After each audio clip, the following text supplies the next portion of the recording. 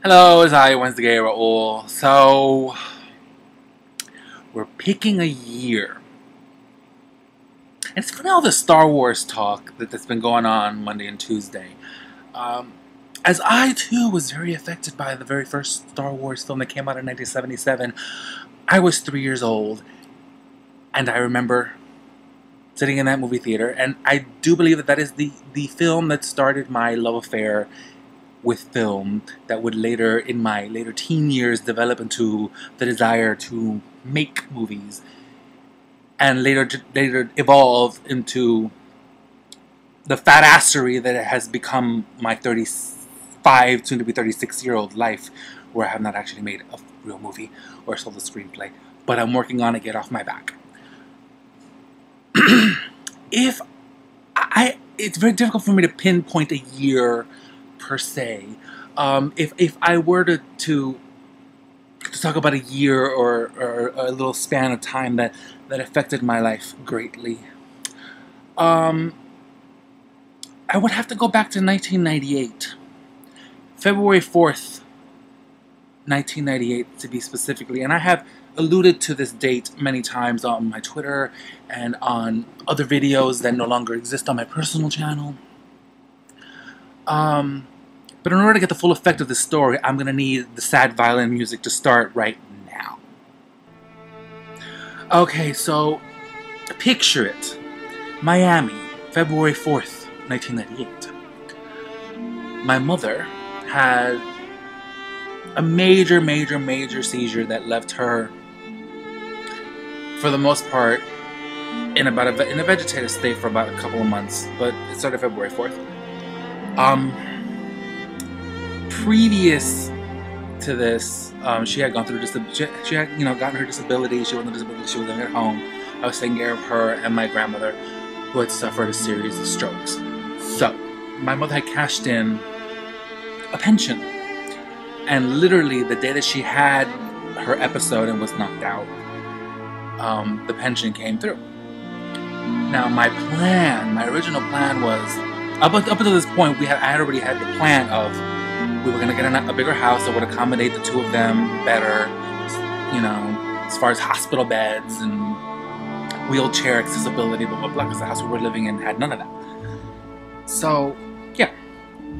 She went to the hospital, then my grandmother relapsed with her strokes and whatever.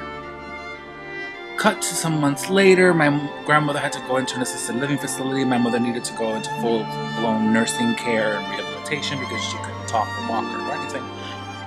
And I had just graduated college, sort of. Not really. I guess I graduated in 97. I had taken some time off, looking for a job, blah, blah, blah. Long story short, people.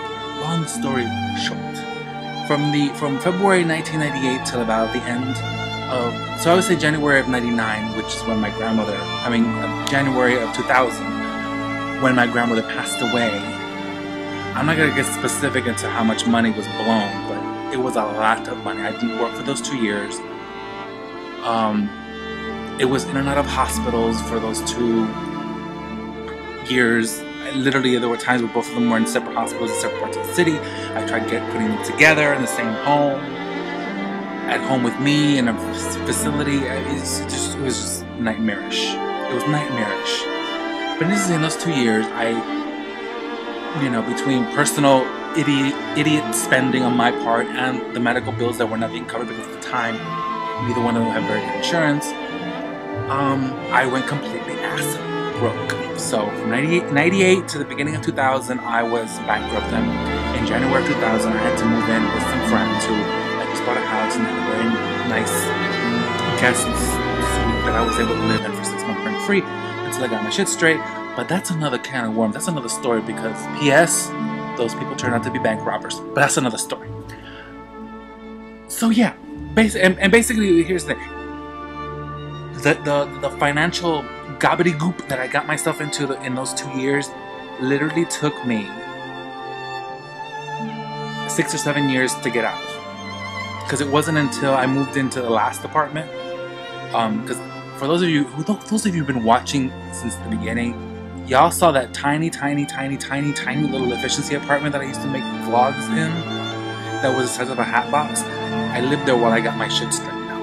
And then I moved into the last apartment, which is a big apartment. Now I'm in a house. So slowly we're progressing, but I count that last apartment as the recovery, because I was in a big boy apartment. I was driving a nice car. I still am. Everything is straight. You know, I was earning enough to maintain myself and get myself out of, you know, problems. So yeah, 98, 99, 2000. Not a good year, people. Not a good series of years, but it's all good now and it's all fabulous, and you know, fortunately everybody's passed away, but life continues and you have to persevere, people. You have to persevere and sell a screenplay. Persevere, sell a screenplay. That's all I got for you.